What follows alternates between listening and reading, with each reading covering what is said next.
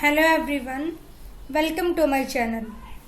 जैसा कि मैंने आपको बी इजी E141 जो हमारा सब्जेक्ट कोड है और इस वाले का कोर्स टाइटल है अंडरस्टैंडिंग प्रोज।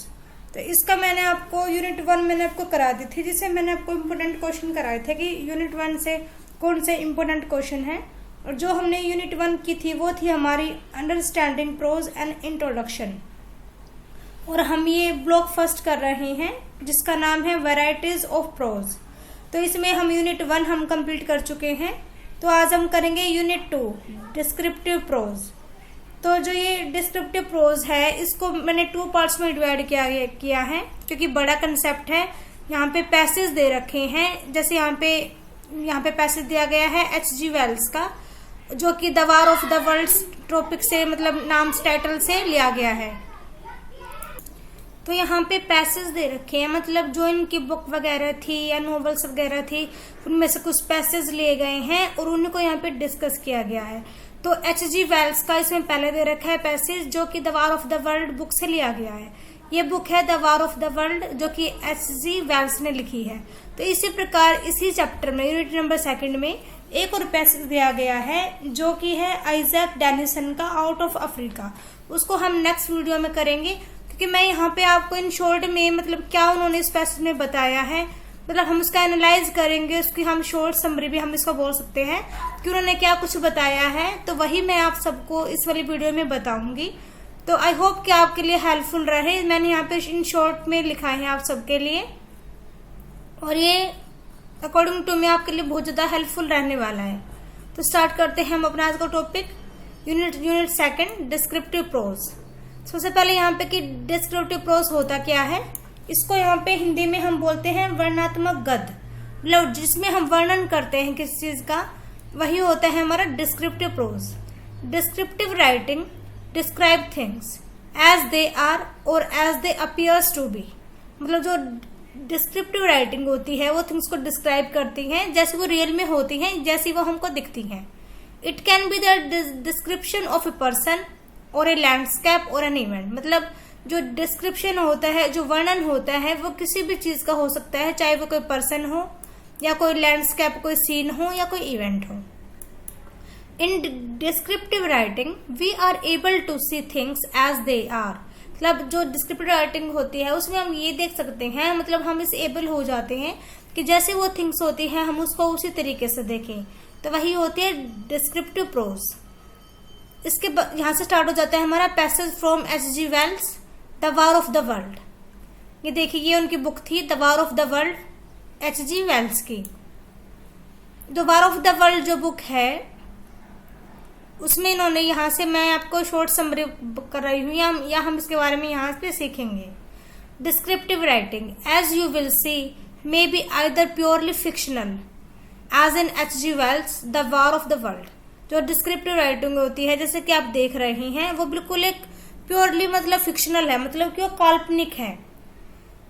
जैसे कि आपने देखा है H.G. वेल्स की the war of the world में, मतलब कि जो इनकी फॉर्म है ये the war of the world में, वो इन्होंने डिस्क्रिप्टिव यहाँ पे राइटिंग का यूज किया है अपनी इस बुक में।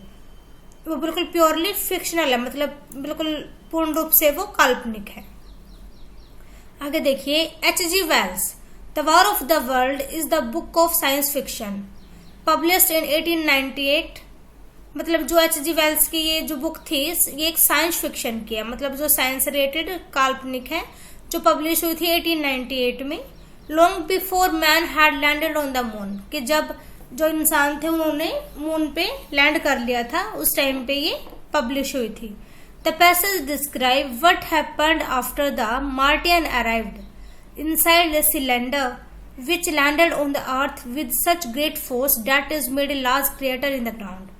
ये जो पैसेज है वो डिस्क्राइब करेगा कि क्या होता है जब मार्टियन जो था वो आता है सिलेंडर के अंदर, जो कि लैंड करता है अर्थ पे बहुत ही ग्रेट फोर्स के साथ, और इस फोर्स की वजह से एक लार्ज क्रिएटर बन जाता है ग्राउंड पे। मतलब अर्थ पे जो मार्टियन होता है वो सिलेंडर के इनसाइड सिलेंडर में आता है, मतलब सिलेंडर के अंदर वो आता है और बहुत ही ग्रेटेस्ट फोर्स के साथ वो आता है अर्थ पे। और इतना फोर्स आता है यदि वो आता है सिलेंडर पे, तो उसकी वजह से अर्थ के ग्राउंड पे क्रिएटर बन जाता है। क्रिएटर क्या होता है, क्रिएटर क्या होता है, ये होता है गोलाकार के विशाल गड्ढे हो जाते हैं जो किसी खास फोर्स से बन जाते हैं ग्राउंड पे।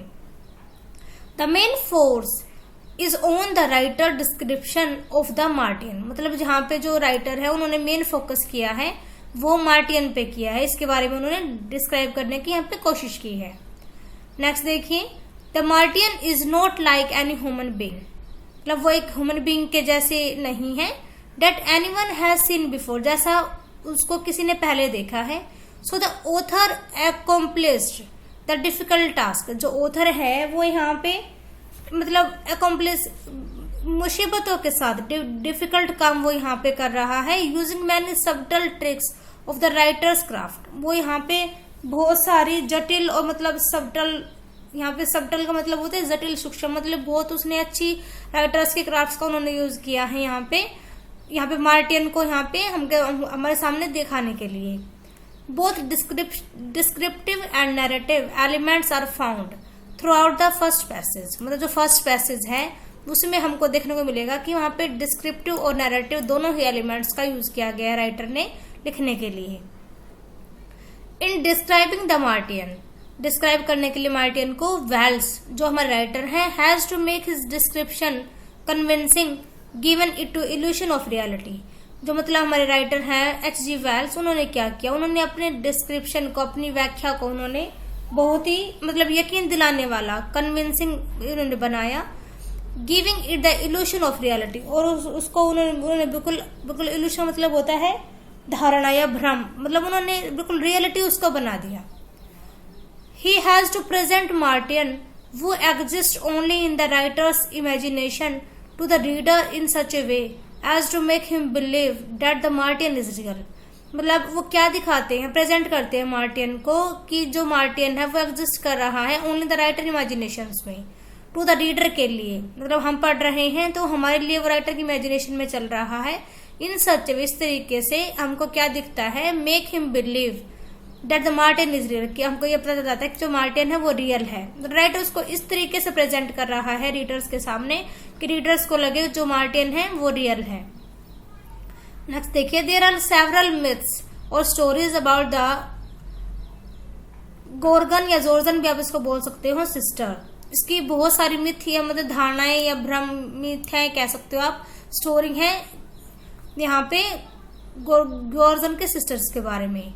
One can find in numbers of references and illusions to them in literature, मतलब हम बहुत सारे हमको रेफरेंसेज और इल्यूशन हमको देखने को मिल जाते हैं लिटरेचर में।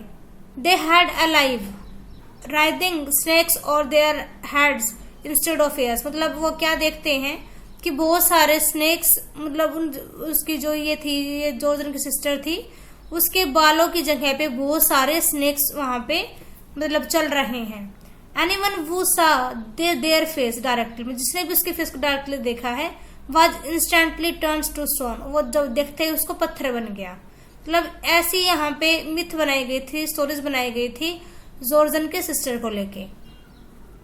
नेक्स्ट है, the person would describe the Martian in the book keeps reminding अस, जो मतलब जिस पर्सन ने डिस्क्राइब किया है मार्टियन को इस बुक में, उसने इस बात को यह ध्यान में रखा है us that he is a part of crowd, मतलब वो क्राउड का एक पार्ट था, एंड कम बैक अगेन, दोबारा से आया वो, and again to the reaction of the others with him, और वो रिएक्शन देखने के लिए आ रहा था सभी की अपने अपने साथ, कि इनके रिएक्शन कैसे हैं। His own reaction of course are also recorded, जो उसके रिएक्शंस थे उसको भी रिकॉर्डेड किया जा रहा था।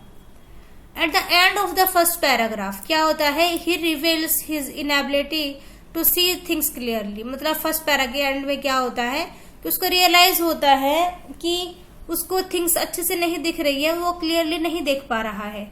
लाइक यहाँ पे बताया गया है, for moments that circular cavity seemed perfectly black, मतलब एक सर्कुलर कैविटी दिखी उनको जो कि पूरी ब्लैक थी, इसी वजह से वो बिल्कुल अच्छे से नहीं देख पा रहे थे।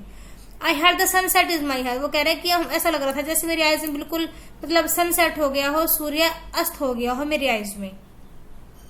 देखिए यहाँ पे सेकंड पैराग्राफ में क्या होता है, in the second paragraph he gradually arouses the reader's curiosity without real really satisfying it.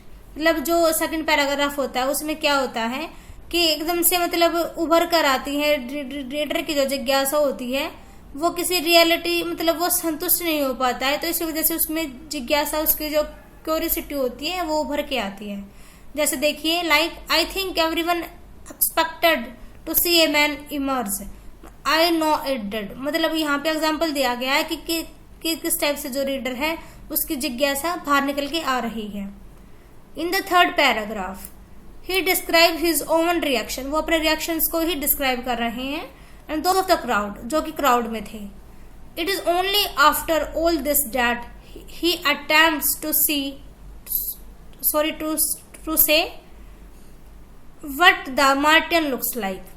क्या कहते हैं, इट इज ओनली आफ्टर, इसके बाद क्या होता है, ऑल दिस, जो भी कुछ था, जो सब कुछ था, डेट ही अटेम्प्ट्स, जो अटेम्प्ट कर रहा था, तो उसने कहा कि व्हाट द मार्टिन लुक, कि मार्टिन कैसा दिखता है। सबने पूछा कि मार्टिन कैसा दिखता है। In the fourth paragraph the point of view shift again, जो पॉइंट्स ऑफ व्यू था वो दोबारा से शिफ्ट हो जाता है। It is now assumed, assume किया गया, that all those present have become familiar with the sight of martian and their reactions are commented upon. मतलब क्या एज्यूम किया गया कि जो भी वहां पे प्रेजेंट हैं, जो सभी वहां पे प्रेजेंट हैं, वो फेमिलियर हैं with the sight of Martin के साथ, मतलब वो मार्टिन के साथ वो फेमिलियर हैं, और जो उनके रिएक्शंस हैं वो उन पे कमेंट किया जा रहा है। फ्रॉम द डिस्कशन सो फार, मतलब जो भी हमने यहाँ पे डिस्कशन किया है उससे हमें क्या कंक्लूजन मिलता है, we realise how important it is for us, क्या इम्पोर्टेंट है, to consider the points of view, कि हम कंसिडर कर रहे हैं जो पॉइंट्स ऑफ व्यू है ऑफ द डिस्क्राइबर का, एंड व्हाट ही डज और डज नॉट डिस्क्राइब, कि उसने क्या डिस्क्राइब किया और उसने क्या डिस्क्राइब नहीं किया है, and to what extent we are to take what he says literally. मतलब उन्होंने क्या यहाँ पे साहित्यिक रूप से उन्होंने बताया है, जैसे यहाँ पे उन्होंने द ट्रुथ का यूज किया है, द एक्चुअल रियलिटी का यूज किया है, तो ये वर्ड्स उन्होंने यूज किए यहाँ पे डिस्क्राइब करने के लिए, और उन्होंने यहाँ पे इन वर्डों को लिटरली यूज किया है। Because after all the fictional word is the product of the writers oven creative imaginations.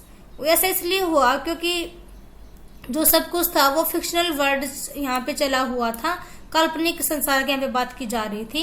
Is the product of the, और ये राइटर की प्रोडक्ट थी, मतलब राइटर ने ही इसको बनाया था, इसको मेड किया था फिक्शनल वर्ड को। जो राइटर्स की वो ओवन क्रिएटिव इमेजिनेशन से राइटर की, जो राइटर ने यहाँ पे सब कुछ हमको बताया है। तो ये हमारा टॉपिक था आज का। मैंने आपको कराया है आज H.G. वेल्स का पैसेज, जो कि हमारे किस नाम से था, the war of the worlds. तो आज मैंने आपको यही कराया है, और ये हमारी यूनिट नंबर 2 का ये हमारा डिस्क्रिप्टिव प्रोज नाम से हमारा ये चैप्टर है। जिसमें हमने पहले देखा कि मीनिंग क्या होता है डिस्क्रिप्टिव प्रोज का। देन हमने यहाँ से स्टार्ट किया था passage from H.G. Wells the war of the worlds, ये उनकी बुक थी जिसमें से पैसेज को लिया गया है। फिर हमने यहाँ से स्टार्ट किया था the war of the world के बारे में। हमने इसके शॉर्ट समरी टाइप से मैंने आपको यहाँ पे एक्सप्लेन किया है कि किस टाइप से इसमें बताया गया है। तो आई होप कि आपको समझ में आ गया हो। आपको समझ में आ गया हो तो प्लीज कंटेंट को लाइक करें, वीडियो को लाइक करें, शेयर करें एंड चैनल को सब्सक्राइब करें। Thank you everyone, thanks for watching.